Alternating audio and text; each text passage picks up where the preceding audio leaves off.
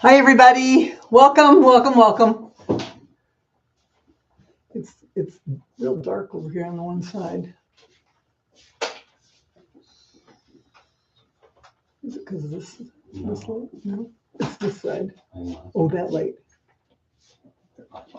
Oh, it doesn't matter. Okay. Trying to get our lighting adjusted. It seems like every time we move from one spot to another, it's like a total redo each time we come. And try and have our event. We've had so much going on the past couple of weeks. Yeah. Still have all my Christmas stuff set up, and I'm enjoying it. I don't even think I'm going to take it down. I just love my tree. I love my Joyful and Merry. That's going to stay up forever. I do have to move my quilt. I can't really move down. It's just going to block the tree. Oh, well, I got a big blank spot here. Huh? Can we move the iron over? No, because I got to move my chair. Never mind. Like I said, I'm in a different spot, so I'm trying to get myself used to everything. 9:01, so it's time to get started. Welcome, everybody. Welcome to Night Owl Quilting. I feel like it's been forever since we had Night Owl Quilting, but that's because we've been doing the 12 blocks of Christmas. And we had 12 days straight that we were having a live every single day, plus everybody was working on their projects and all that we're doing. So this is the Night Owl, you can see it. The 12 blocks of Christmas is behind me. And I absolutely love it. It was such a fun time and we had such an enjoyable experience. I know a lot of you were there. And I thank you all for attending and for participating and just having a great time. It was really, really something exciting. That's my merry moment that I wanted to share with you is that we finished the 12 blocks of Christmas. And it's actually called Quilt the Season, the 12 blocks of Christmas. And originally, when I got the idea to do this, last year we did 25 days of Christmas, and I presented 25 different products or tools or different things that I use that I thought might be of interest to everyone. And so I presented one every day, and it was fun. I mean, we had a good time, but I'm telling you, 25 days straight, starting December 1st and finishing on Christmas Day, really took its toll on the Christmas season. And I think it did for a lot of other people too. So I thought, the better way to do it maybe would be to start early because we kind of got gypped with the holiday season this year since Thanksgiving was so late, and it'll be late again next year. So we decided right after Halloween, we would start the 12 days of Christmas, 12 blocks of Christmas, and then everybody would be finished by the time the Christmas season started, which is exactly what happened. And I tell you, I have not felt more festive, still working and getting everything done because it was so much fun to put all these blocks together. So if you didn't try it this year and you weren't quite sure, next year is already in the works and I am really excited about next year. So if you are interested, just keep that in mind. When October comes rolling around, then we'll start teasing about it a little bit. But right now we have finished this part up and I just want to tell you one fun thing that we're doing. And if you're interested, great. And if you're not, just let it go right over your head. It's not at all anything it's just something fun that I came up with and I wanted to share it with you. Georgia and Amanda, the first time they don't know what is Night Owl Quilting. Oh, Georgia and Amanda, you don't know what Night Owl Quilting is. Okay, let me tell you. First, before I even get into anything, what happened, it's kind of a long story. I'm not going to tell the whole story, but over a year ago, it was late. I'm a night owl. I stay up late, and it was really late. I was probably 1 a.m. or so, and I was awake, and I thought, there are a lot of people that are still awake at this hour, whether it's a time zone or whatever. I should be quilting with them. I should go downstairs and set up a live and do a quilting hour with those people. And so I thought, it really kind of sounded like a fun idea. So I went on Reddit because somebody told me to try Reddit. I'd never heard of it. I didn't even know what it was. I knew Facebook, Instagram, all that stuff, TikTok, but I didn't know Reddit. And so they said, go on Reddit and you might be able to set up a little group on there. I thought, oh, that sounds really good. Okay, I'll go there. So I went and I tried to set something up. Well, they've got a whole lot of rules that I didn't know about. So I kept getting these warning notices saying you can't advertise your site. You can't do all this stuff. There's a lot of you can'ts. And so the lady that or whoever, the moderator that she was very nice, but she kept saying, nope, you can't do that. She'd pull my post down. And I'd say, does anybody want to join me for Night Owl Quilting? Can't ask that because that's promoting yourself, and you can't promote yourself on Reddit. So I thought, I asked her, I said, can I create like my own little area? Because I was on a quilting area. And she said, yeah, you can create your own little quilting community. So I thought, oh, good idea. I'll do that. So I went and I set it all up, and I said it was a quilting. It was called Night Owl Quilting. It was for people that were interested in quilting, after hours. And so I had it all ready to go. And one of the last questions that it asked me on there was, is this site for children? And so, well, no, most kids don't want to quilt at 1 in the morning. And so, or whatever time I was going to do it. So I said, no. And then I went to go, so I finished it all up, went to go enter the site, and the screen gets this big red thing on it that said, are you prepared to enter an adults only site? I'm like, oh my gosh, what in the world did I set up an adults only site for quilting at 1 in the morning? And so then I'm thinking, oh, good grief. So I look, I've already got followers on there. And I didn't know what to do. I didn't know what people were expecting. They weren't going to get what they thought if it was going to be an adults only site and I was in charge. But anyway, so I thought, I've got to get out of this. I don't know what to do. So I contacted the moderators and I said, how do I get out of this? I made a mistake. I set something up I shouldn't have. And she's like, you can't. Once you've set it up, it's there forever. Oh my gosh, now what do I do? So she says, what you can do is take yourself off as moderator. And so I did, and I never went into the site, so I don't know who was there, but I thought, okay, that was not a good move. That was a mistake. But I can still do it on my YouTube channel, and our YouTube channel was very young at the time. We didn't have a lot of people that were following us. So I set up this Night Owl Quilting, and I decided, we tried it at, I don't remember, 11 at night, I think it was. And we had people, but the West Coast or the East Coast people were like not into it because it was too late for them. I was kind of, it's hard to prepare something at that late hour. The West Coast people thought it was good. So anyway, 11 o'clock was too late. So we moved it back to 10 o'clock. And then we moved it to 9 because 9 just seems to be a little bit better time for most people. So we started advertising it. And it started out that we were just going to all get together and sew and do anything. But I kept finding all these fun projects to do. And so some of the Night Owl Quilting sessions will just say a quilt along. And you just come, we talk, we quilt.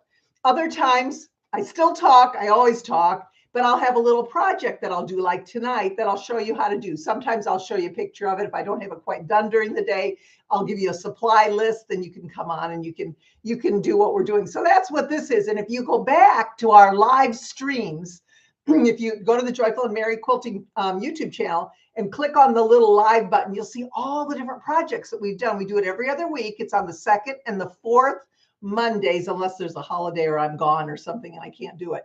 And it's at 9. Now it's at 9 p.m. Central Time. So long story to explain. That's where Night Owl Quilting came from. And we just started gathering together. Now, the whole point of it was that you bring your projects to work on. I'll talk. I'll show you some things. It kind of, for a while, turned into people just expecting me to teach them something new and give them a free pattern every time, which is really a lot of work. And I was having trouble coming up with a lot of new things. So I kind of nixed that, and we just decided that we'll just talk, and I will show you a project if I have one. I'll talk to you about my merry moment for the week or the past 2 weeks. If there's any Joyful and Merry Quilting announcements or things that are going on, I'll share that with you, and then we'll just get going on our projects, whatever we're working on. It lasts about an hour, and that's that. So I gave you my merry moment, which was the Joyful and Merry Quilting Quilt the Season, the 12 Blocks of Christmas, which again is just something that we really want to continue. So we started it out with this. We had our holiday magic package. People would sign up for that. There's also a free option where you would just get the blocks. You would not get the assembly. Then if you wanted the assembly plus every day of the 12 days, I gave you a free gift. And we had a party yesterday, which was really fun, gave away 31 prizes, which was great. We got some donations, some were purchased. And that was our fun thing. So we thought for the money that hopefully that we charged that you felt it was worth your while. I know a lot of people told me that they did, and that was really exciting. Those that just wanted the blocks and they didn't want all the other to go with it, they got those for free. We had rules on how you would get them and you know, the whole process for that. So that was this year. Next year, you know, we'll take what we've learned from this year and we'll do our best to make it even better. And hopefully we'll have you all join and then some, because like I say, it was really a fun project. So what I want to tell you is, before we get started on our project that I have here, when I design a quilt, and I design all of them, what I do is I have to make the quilt 3 times. Now, those of you that have already been in the Holiday Magic Party, you've heard this story, but I make it 3 times. The first time I make it, I just kind of make the block. I just sew it together and I write down the instructions as I'm making it. I write down the sizes, what I did, take some pictures on how I did it to remind myself. And I go through and I make all the blocks. Then I take that information that I've written down, I go over to my computer and I design the pattern. I write it all out. I put the graphics, the templates, and the foundation pattern, and I put all that into the pattern. So that's step 2. Once I have that completed, I go back to my sewing table and I use those instructions word for word and I create the blocks. So if there's a mistake, hopefully it's been long enough that it's not like memory when I'm putting the blocks together. It's kind of new. And I find the mistakes, hopefully correct those, and then write the pattern up good. And again, take pictures along the way. Once the pattern is written, then we do the videos. Now, if you were in the Holiday Magic package, you got all the videos, the sew-alongs that accompanied each block. So that's another big, huge thing. And I have to remake the blocks for the camera. So I've got 3 sets of blocks. This is one set that I put into the quilt. And then I have 2 other sets that I did. And I always hate that because I never know what to do with the other blocks because they're just like this. And pretty much. And I was trying to think what to do. So I thought, Alex, my son Alex and I we do this together. And he's the one that's kind of, I say this all the time and I know it embarrasses him, but he's truly made my dreams come true because we have worked on this together now for the past just over a year. And it has been so much fun for me to share my love of quilting with anybody who wants to listen. So that's kind of what I do. But he has the expertise when it comes to the website and the YouTube channel and all that stuff to make it all happen. It doesn't work if you don't have an Alex. It just doesn't. I tried. It doesn't work because I don't know how to do all the extra. I can do the quilting. I have my husband who does all the videotaping. I can't do that by myself. They have to help me do that. So they have truly made my dreams come true. Well, anyway, Alex works really hard day and night. He answers all the emails when you contact him. If somebody says, I can't get into the site, I don't know how to do this, whatever, he walks people through it. He's just so good. So I thought, I really want to give Alex a bonus. A bit. We're not at the point to give a bonus at this point with the business, but I really wanted to do something for him. So I thought, this is what I'm going to do. So I took the blocks that I made, and this is the box. Do you see it? It says Merry Christmas. It's a really pretty box. Okay. And it's got a real pretty bow on it, and it's got a tag on it. And so inside the box, I'm going to hold it up, is everything you need to put together this quilt. So I've got all the pattern printed out right here. Look at how thick the pattern is. That's because we do it online. We don't print it out like this, but I did for this box. And then in the box, I have all 12 blocks totally finished. They're all done. All 12 blocks are all done. And then I have added to this the sashing fabrics, which I have, they're right here. You can't really see those. There we go. I think 4 of them are completed. The rest are the strips of the squares. You put those together. The cornerstones are all fussy cut and ready to go. Those are in here too somewhere. There's a little extra fabric. If you run out of background fabric, you need it. The borders are here. They're not cut, only because you may want to make them a little bigger than what I made mine. So I gave you extra fabric to do that. The backing fabric is here. The binding is here, and the batting. The batting won't fit in here. That has to be mailed separately. But I put it all together, and I thought, I know there are people that would love to have a Christmas quilt like this one, but you don't want to go to the trouble, or maybe you don't even have the expertise yet to do anything like what we have, although they are simple blocks. But if you don't have that, I thought we'll put it together and we're going to do something fun with it. So what we've done is we put on the website, and it'll be up tomorrow. So you'll get an email about this if you're on our email list. If you're not, you can go tonight and sign up. You just enter your email address at joyfulandmerryquilting.com. And then what happens is you will get an email then about this event tomorrow, because that's when we're going to launch it. And there will be this kit. Like I say, everything you need is here. The kit will be available, and it's going to be at an outrageous price. Okay, so it's an outrageous price, a premium price. If you want to buy it for the premium price, it's yours, and it will be on there. And that everything that goes that whatever this sells for is Alex's bonus. So whatever he gets for it, that will be his bonus. Now, if you once you're watching it, you're like, there's no way I'm going to pay that price for it. Well, the price is going to come down, and it's going to slowly come down. So each day he's going to lower it. We don't know what the increments are going to be. He's going to lower the price a little bit. When it gets to a price that somebody thinks it's affordable, they can buy it, and it's done. There's only one. So there's just one of these. So whenever they do, so if you watch it and you think, oh, that's way too high, and somebody buys it for the high price, well, then it's over. But if you watch it now, if it gets really low, we're not going to sell it. We're not going to give it away because there's too much work and too much money involved in what's in this box. So we want to make sure that it is a bonus for Alex. That's kind of the whole point. So anyway, so that's what's going to happen starting tomorrow, and you just watch it. And if you want, again, if you're interested and you buy it, I'll send it out to you immediately. And then you will have it. Hopefully you can even it's not that hard. Once all the blocks are done, all I have to do is put it together. So that's what this is for. And you'll be hearing about that. So I just wanted to share that with you. Can you take this? Thank you. I don't have anywhere to set all this stuff over here. Thanks. So anyway, that's on the Joyful and Merry Quilting website, and you'll get notice about that.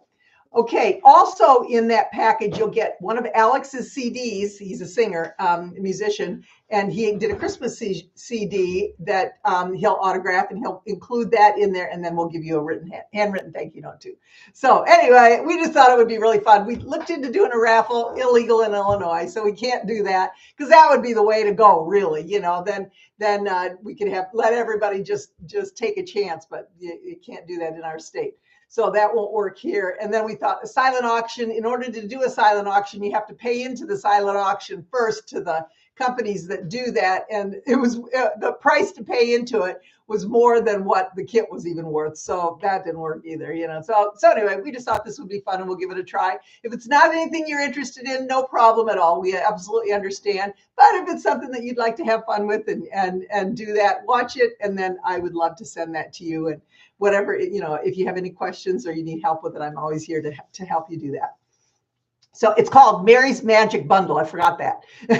So when you look for it, that's what it's called, Mary's Magic Bundle. And it's that whole box full of all that good stuff. Okay. I'm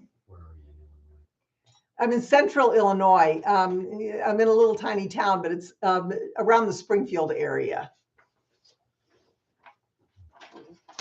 We're just in a little town, but we like it. We like it here a lot. And this has been our home for a very, very long time. I was born in Illinois. So as much as I know you've probably all heard a lot about Illinois, sometimes some things good, some things not so good, but Abraham Lincoln's from Illinois. So, hey, and anyway, we've got a lot going on. Okay. So next thing, let's see. Today's project, I'm going to show you, and then we'll do a down view when I am showing you how to put it together. But I'm going to show you what I did. I'm going to show you all the mistakes I made. This is a Hotpad. You can't have too many Hotpads, right? But you can always adjust this pattern and make it into a quilt block and put it into something. You don't have to make it into a Hotpad if you don't want to. But I'm going to show you how it works. Okay, so I started it out. I was looking for something unique, something different. And I found a couple of things online, but I just wasn't crazy about the way that they were going together. So, of course, I want to put my own little twist on it to make it my own. So the first one that I did of this Hotpad is horrible. The second one is not as horrible. And the third one is really good. So we'll start out with horrible, and I'll tell you why. Okay, so here's horrible. This is the Hotpad. You can see it's 4 different fabrics. They're all from the same line, well, except for the center one, the reindeer. That was a different one. Oh no, I guess this one is too. But anyway, supposedly they all go together. And when I put it together here, I just was not impressed, especially with the reindeer in the center. It just blended in. It did not give the center spotlight that it was supposed to. And I was really bummed about that. Actually, what happened with it was supposed to be, the center was supposed to be that little wreath right there, which is right in the center, as you can see, but I had it backwards. And so the backing came up, and that's where it came through there. And now when I think about it too, this probably wouldn't have looked really good next to this white right here anyway. It would have given the same issue that I've got here when it comes to the red and the red. So it'll work as a Hotpad. Would I give it to anybody or show it off? No. So that was the horrible one. So then I thought, oh, I'll kind of go with something a little not less whimsical, maybe something that's just a little more Christmassy. So this one is not so horrible, but still horrible. So that's this one. Oh, geez. So what I decided was I was going to use 2 of the same fabrics. So I would only use, instead of the 4 different squares, I would use the 2 and 2. The problem is that centerpiece, because I thought it was a gold when I looked at it, but when you put it next to these others, the gold kind of washes out and it did not show up at all. The Hotpad is good. I did a good job with it.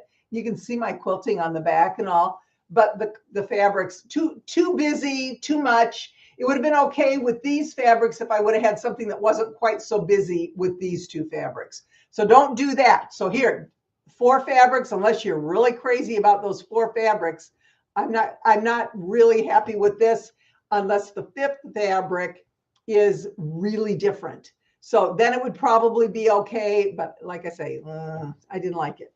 And then this one, again, didn't like it. And then I finally got the combo. And that was this one. And I don't know if you can see it. It looks really good in person. On the camera, it doesn't always look as good. But this is more of a wintry scene rather than Christmas. I've got snowflakes and sweaters and the red center. And I was really excited when I got this one. And then on the back, look at that. Isn't that cute?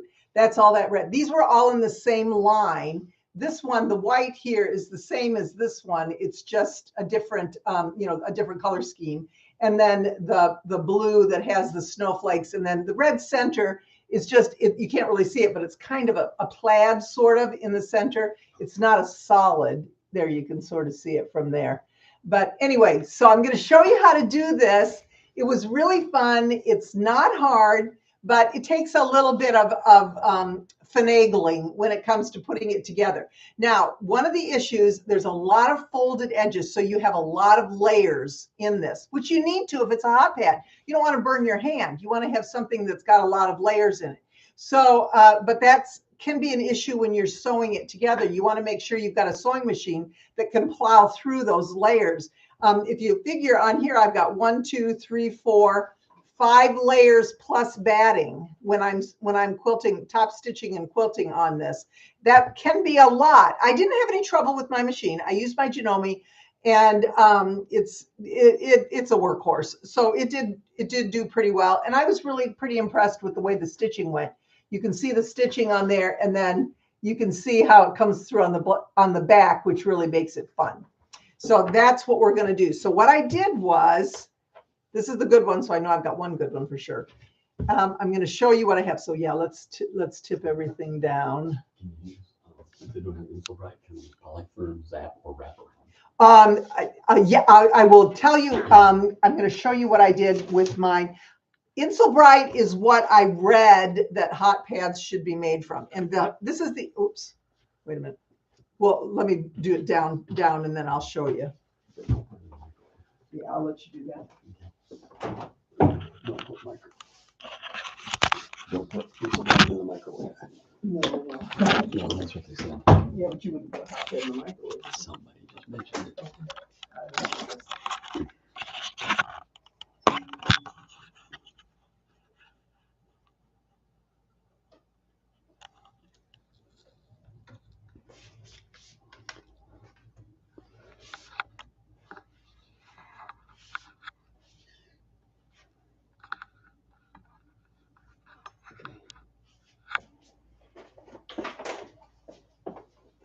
Okay, so I'm going to show you.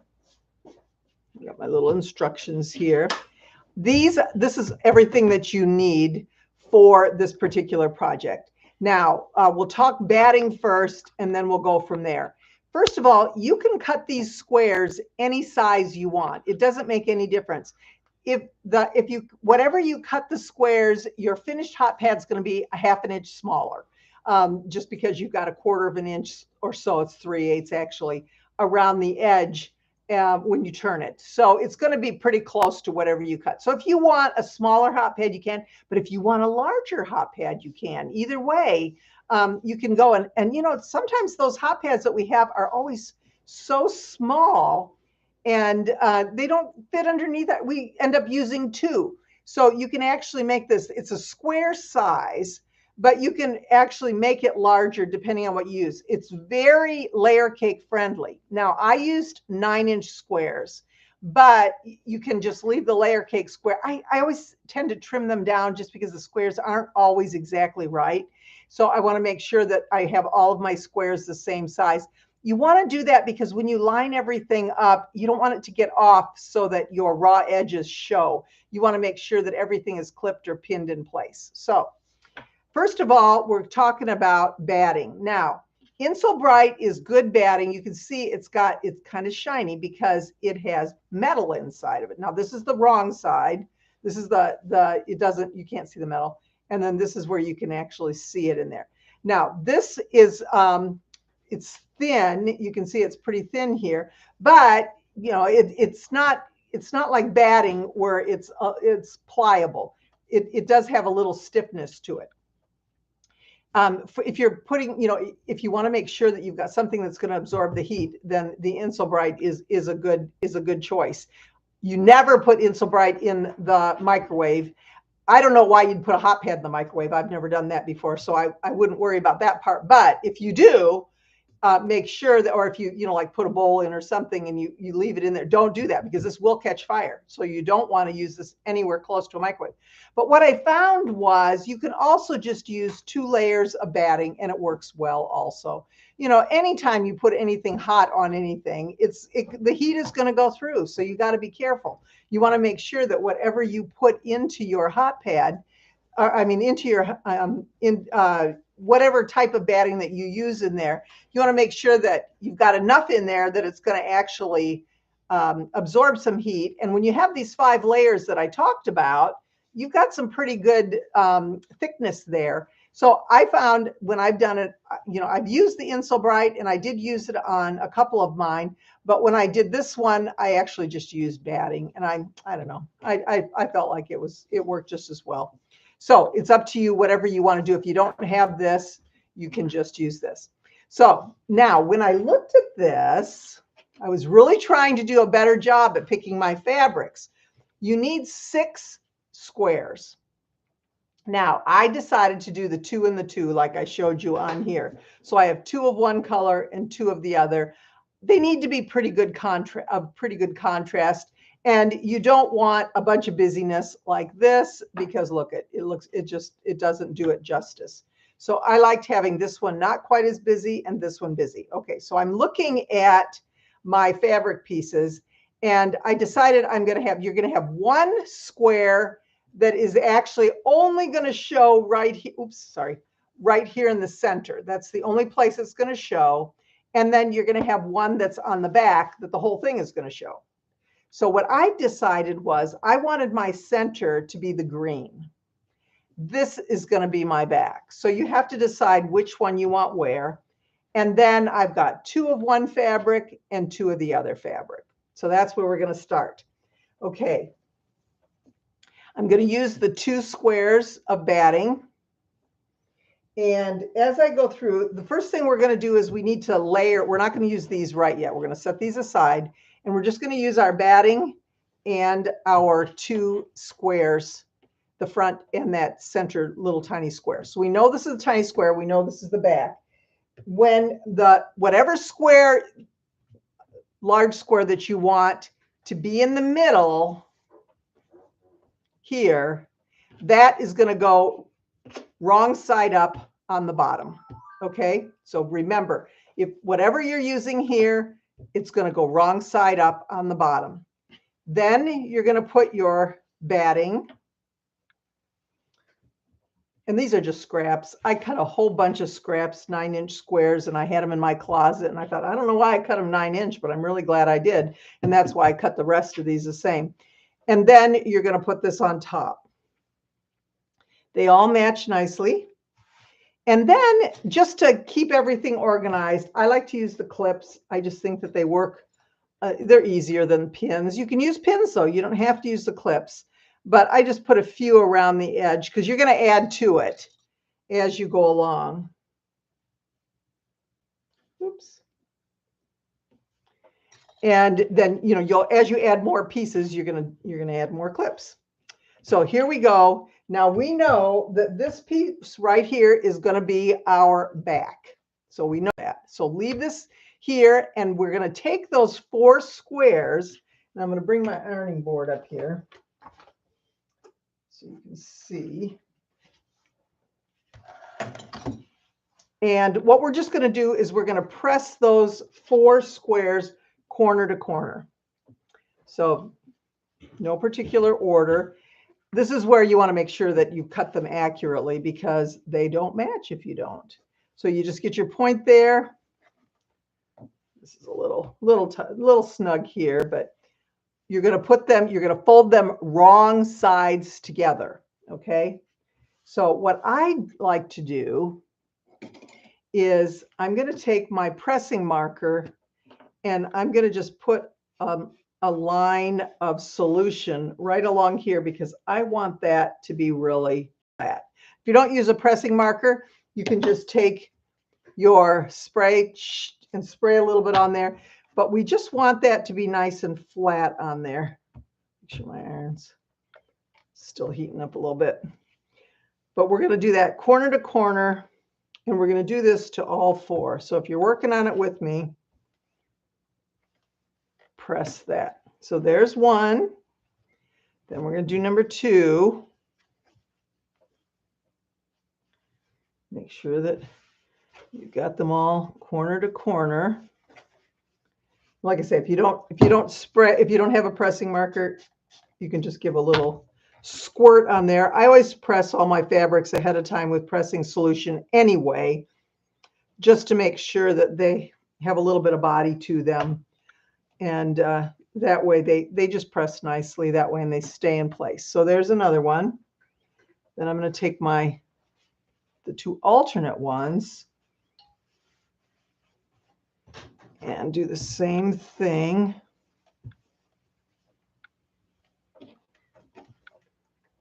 Put a little, because I'm in kind of tight quarters here, so I'll do my best to show you. But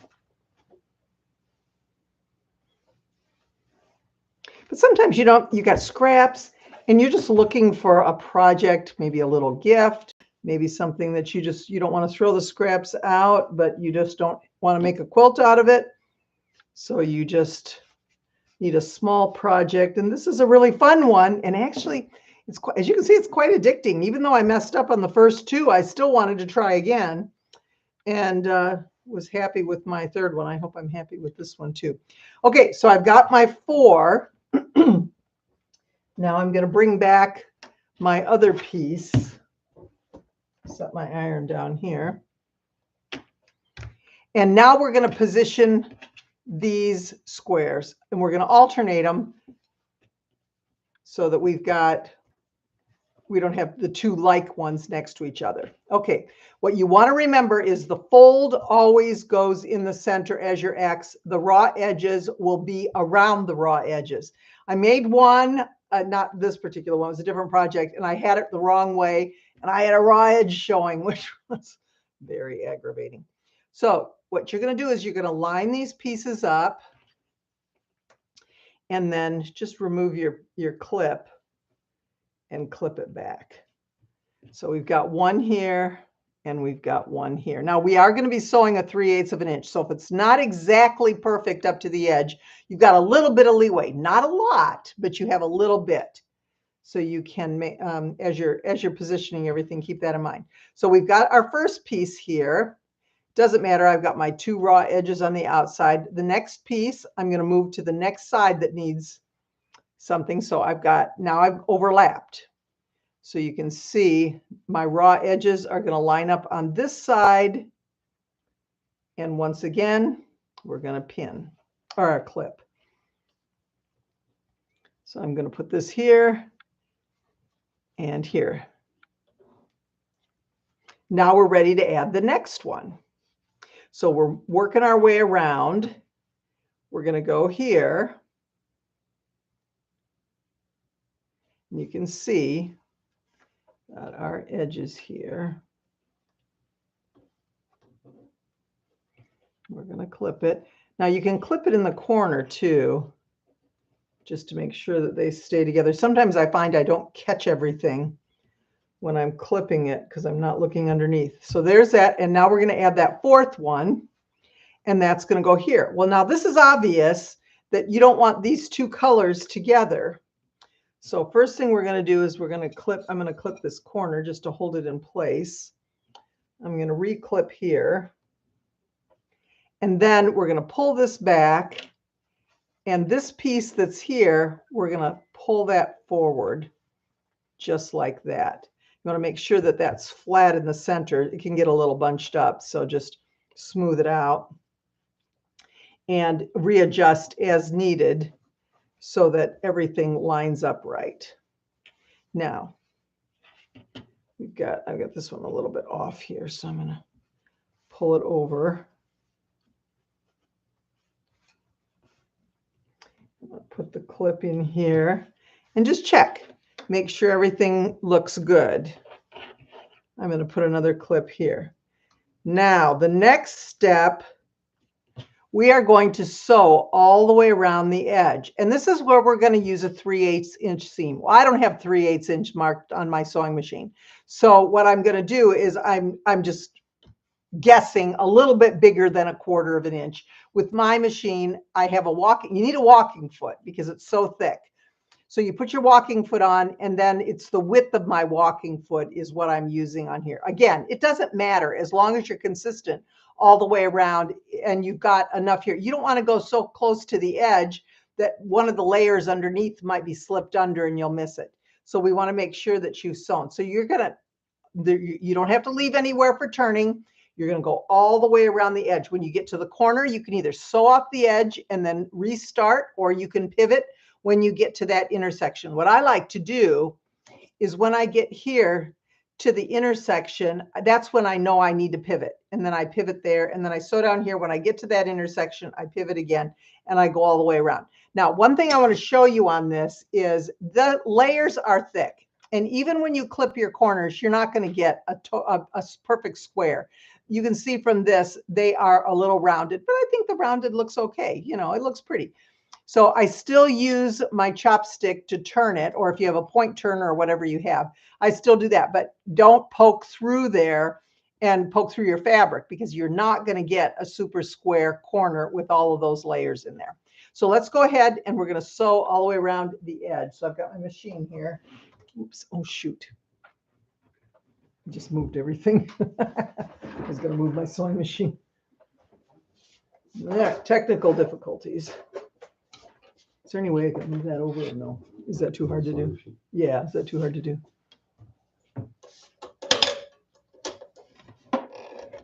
No, it doesn't matter. It just shows. That's all right. Just put it back. Sorry, everybody.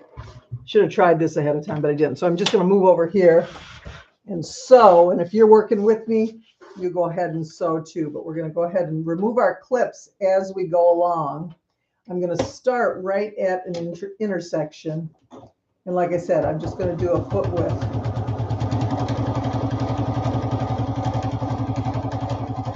It's really too thick to not use a walking foot because it'll slide.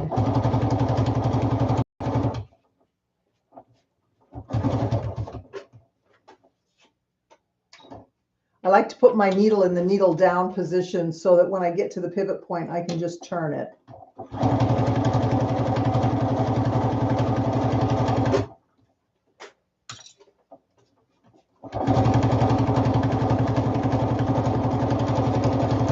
And you know, I don't change thread. I've got a gray thread in here. And unless you've got something that's really, really, you know, warrants a darker thread, I think it looks just fine.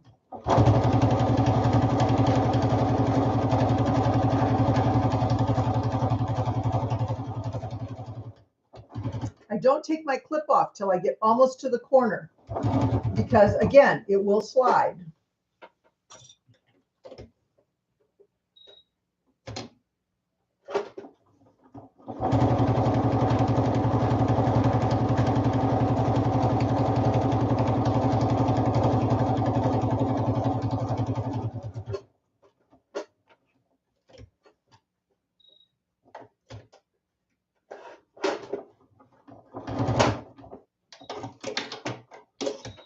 Okay, so I've gone all the way around the edge. I pivoted at the corners, and now what I'm going to do is we want to clip our corners. So we're going to start and just, you don't want to clip into the stitching, so be really, really careful. You can either do it with a scissors or you can do it with your rotary cutter, whatever you want to do. But again, like, be really careful. Now, what is helpful, I have found also, if you want, is you can take your ruler and you can trim these seams off even. I did that on one of them. Honestly, I couldn't really tell the difference other than the one that, like this one, it's, you know, they're rather large. So if you want to make sure that you get a little bit of a more of a point, you can just clip even closer along, just kind of a almost at an angle down to the point. Once again, they'll be really careful when you do that because you do not want to cut into your stitching line, but it does help you when you're turning it a little bit to get a little bit better point because there's a lot of bulk down there. So I've done that. I've done it both ways. And, you know, honestly, I don't know if you can really tell, but it was a little bit easier for me to turn it when I did do this bit of extra trimming. So we're just going to do that. Okay. Now you're wondering, how are we going to turn this right side out? Well, it's super easy because you've got a hole in the center right here. So what you're going to do is you're just going to turn it right side out. Go to those points and you're going to pop those out. I like to do each one just so I know where I'm at. And you're just going to go all the way around so that, remember, that white fabric was going to be my back of my pot holder. And it is. So that means I did it right, which the last time, you know, I didn't do it right. So we're going to... you could probably put a hanging loop. I didn't even think about that really, but I imagine you could. You would just, as you would with anything else, put one inside before you turned it. But I don't want to tell you wrong, so you'd probably just have to play with it. So we're going to just poke those corners out. And you'll also want to, you know, run your finger along the edge inside. See, as you can see, they're, you know, they're rounded. You're not going to get them to a point. There's just too much in there. But you want to make sure that you've gotten all of those corners at least poked out as best as you can. And don't make a hole in your pot holder. You'll be so sad. So here we've got, do you see how the corners, the pieces just kind of overlap? And then you want to just go through with your hand and just push those out, those edges, just a little bit. Your finger, you can do it. You know, just poke it in there and go around the edge. Now, I like to press it down once I've done this.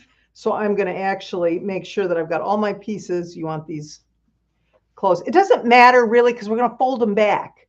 So if you look at it and you're like, oh, this doesn't match up right, it's okay because we're going to fold them back. But I do want to press it so that at least it looks a little square. So as I'm going along, you can see, you know how it is when you turn something and you've got a seam in there. it wants to stay inside. So let me just give it a quick press.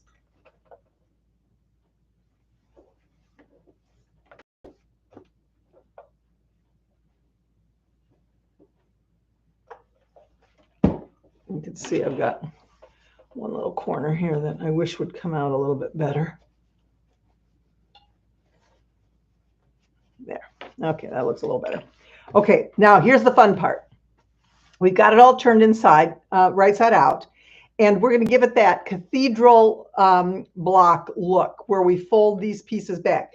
It's going to be skinny here, and then it's going to be larger here, and we want to make sure that we have somewhat of a square finished in the center. If you don't, if you don't fold them back exactly right, you just adjust it a little bit until you can see that square, and that's where you're going to use pins. And I'm going to use my flathead pins for that. So I'm going to start with one corner, and you can see I'm just folding it back, and then I'm going to fold it. Looks like it's about 1/2 inch here, maybe a little bit more, and then I'm going to pin it. Now you'll be removing these pins and repinning as you go along. The other thing you want to do is make sure, tuck your hand up under here and make sure it's not bunched up under the other flap. So it's, it shouldn't be, but you want to make sure. So look at, isn't that neat? The way this folds back. Now we're going to do the same thing. We're just going to keep going around, and we're going to do the same thing here. So here it's pulled back, and look what's showing up, that cute little center. Now I thought it'd be fun to have something show up in the center, but if it doesn't, it's such a small square that if you don't do it exactly right, it's going to be off center. And I thought, I'm just going to use a solid color instead and do it that way, which is what I did. I just wanted the contrast, and you can see, like I said, that other one didn't have any contrast, so it wasn't good. Now, again, we reposition this as we go along. This is our first round here, just to get everything lined up. And this piece right here, once you sew this down, this is going to flatten out. So it looks maybe a little wrinkled right when you start doing it, but it'll be okay. So here I'm going, and we'll go. This is where our pinning helps us, but we'll readjust once we've got everything pinned. We only have one left to do. Now see, this pin is in the way, so I'm going to take it out. I'm going to fold this back, and I'll check, make sure that all that is folded back. And see, now my square is showing up. And the farther you fold this back, you really could put something fun in the center, because you could fold these back. You can go back as far as you need to.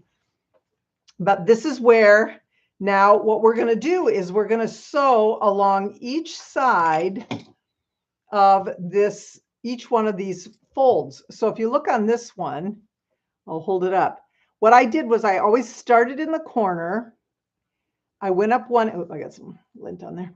I went up one edge. When I got to this, I tried to sew right next to this particular piece just so it didn't show. Then I turned the corner and I went down to this one, cut my thread. Went to this one, sewed up here, went across, went down here, cut my thread. This one, same thing, up here, went across, and you can see, you can't really see those turns because I've sort of hidden them underneath, and I've used contrasting thread, but you still don't see them. Down, when I do my last one, I'm going to go here, across, down, and then I'm going to top stitch all the way around, whatever you want, about 1/4 inch, maybe a little bit more, and then finish up and cut your thread. So that's what gives you that fun quilted look on the back, and it's nice and flat. So when I do this and go around the edge, you've got, it's a curve, yes, but it does not feel like a curve. I mean, I just sewed straight along. You want to sew pretty close to the edge. So if you look at what I've got here, I'm pretty close to the edge right here. And then this side, again, this is the fold. This is the fold right here, and this is the folded edge. I'm doing the same thing here, so it looks the same, even though it's actually been folded over, folded over, folded over, fold it over. Okay. So when you go around, when you do your final one, that's why we start at the point. Then you're going to go all the way around and you're going to cut your thread and you're finished. And that's all there is to it. Can we turn the camera back up again? So I'm not going to do this part because you would just be listening to my sewing machine, but I'm going to finish this. I will make sure that I get it done. And I think they're just so fun and they're so cute. Now, the other thought that I had was, wouldn't this make a really cute block? You could still do this with a block. You would have the layers on there, and you could, I don't know as though a quilt as you go would be the way because it's so thick. But you still, you see what I'm saying here. If you had a piece of fabric like your base fabric, and then you had your triangles and your folded back pieces, and these would be your raw edges, then you could sew those into a quilt. You would still have 3 layers everywhere you went. You usually have 2 layers, so you're only adding 1 layer. But wouldn't that make a fun quilt? Can you imagine if you put all these together and you had these cool blocks? Look at that secondary pattern that'll come up on this as you go. And again, if you want, you can put sashing strips in between, then you don't have to worry about matching anything. But I was just so impressed with it. I thought it was so fun. Now, make sure when you're square in the center, you want to make sure that it's smoothed out nicely. So you want your pins, before you do any sewing, you want to make sure that you've got everything nicely placed and flat. And then once you're done, I did give this another shot of spray just to make it flat. Oops. Just to make it nice and flat, but not much. And honestly, it really was very easy to do. It's nice and heavy, nice and thick. Made it with batting. Didn't use the Insulbright. I just used 2 layers of batting, and I did not have any trouble sewing it together. So anyway, that's that. Merry Christmas, everybody. I hope that you enjoyed this. I love doing Night Owl Quilting. And if you have any fun projects that you've seen somewhere, please send me the link, Mary@joyfulandmaryquilting.com. I usually, if it's something that, that I need to ask permission to demo, I always do. If it's something I make up, I don't. But if it's something somebody else has, people have been very gracious letting me do that as long as I let you all know where I got it. So if you find something on a website that just looks a little confusing to you and you'd like me to demo that in a Night Owl Quilting, Mary@joyfulandmaryquilting.com. Send that to me and I will do my best to do that. I also want to tell you that on Wednesdays, this is really exciting for me anyway, my kind of excitement and everybody else's, I don't know if it's the same, but what we're going to start doing at our daytime quilting in 2025, we have one more daytime quilting that will come on the 18th of December. Okay, the 18th of December is a big day for me because I got to have some major dental work done in the afternoon. So this is going to be at 11 o'clock in the morning, and then I'm going to be out of commission for a little bit, I don't know how long, I don't know. But anyway, so it will, we'll do that on the 18th at 11 a.m. Central Time. We'll have our last daytime quilting. Usually I demo a product there, but what I'm going to do starting in 2025, I don't know if it's going to be both. We do daytime quilting twice a month, but we're going to do rulers. It's going to be some kind of a good measure sort of ruler demo on what you can do with rulers, because I love rulers. There are so many great ones out there. So if you find a ruler, I've had people that have sent me emails with rulers and I bought them and I've loved them. So if you have a ruler that you love, a specialty ruler of some sort, and or you've heard about and you want me to take a look. I may not buy it depending on what it is. Some of them just, they're not me and I'm not able to demo those, but I have gotten so many good ideas from those of you that have been watching and let me know if you come across something fun. So I've got a whole basket full and I thought I am definitely going to do that for daytime quilting. So if you're into daytime quilting, we're going to do the ruler demos at least once a month, maybe twice. Usually it's a product demo. So if I have another product to demo, I'll do that on the alternate week. But anyway, that's all I have for you today. Are there any questions? You said you weren't going to leave the batting out of the edges to do the... Oh, when you turn it, I have heard that where you can put the batting, you cut it smaller so that it doesn't catch in those initial stitches. I'm not real good at that. So I have trouble with it bunching up inside. I'm sure some of you are really good at it, and you can, put it down or put a little spray adhesive or something on the back of it, some basting spray, and keep it in place. But it's something I need to play with a little bit.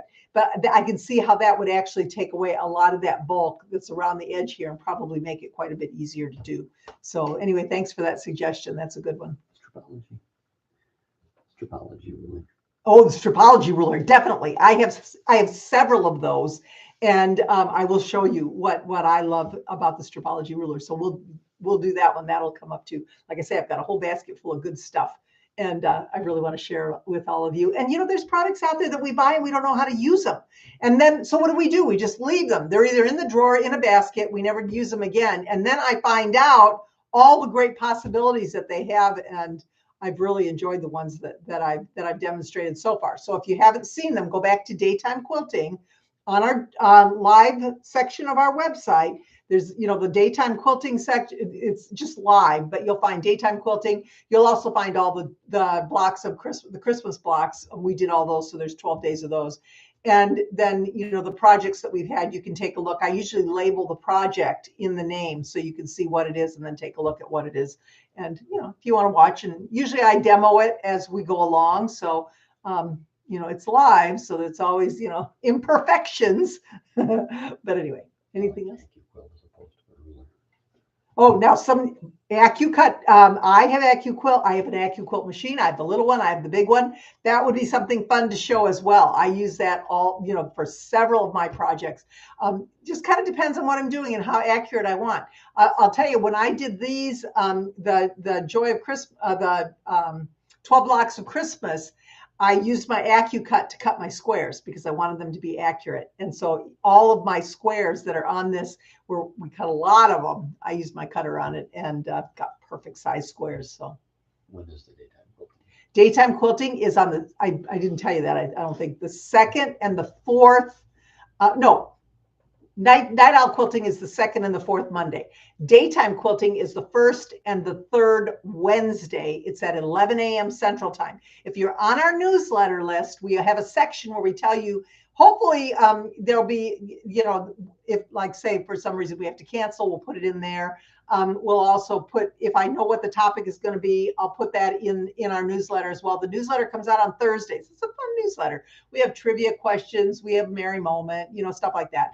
So if you're interested, make sure you're signed up on our website, joyfulandmerryquilting.com. I also have a free workshop on there, and it's a great workshop. It has 5 tips: pinning, seam ripping, measuring, pressing, and a 1/4-inch seam on your sewing machine, how to set an accurate 1/4-inch seam. It's a great workshop, absolutely free. It comes with videos and a handout. And when you sign up on there, you'll get some emails that we give you some other free stuff too along with it. So, it's just fun. We just want to show you that, what we do. You can see how I write my patterns. You can see how our videos are. It just kind of gives you a taste of what Joyful and Merry Quilting is all about. And then, if you're interested in any of our courses or any of that, all that's written there. Don't forget about the box, though. Tomorrow's the day. And if you're interested and you want to have that box with all that cool stuff and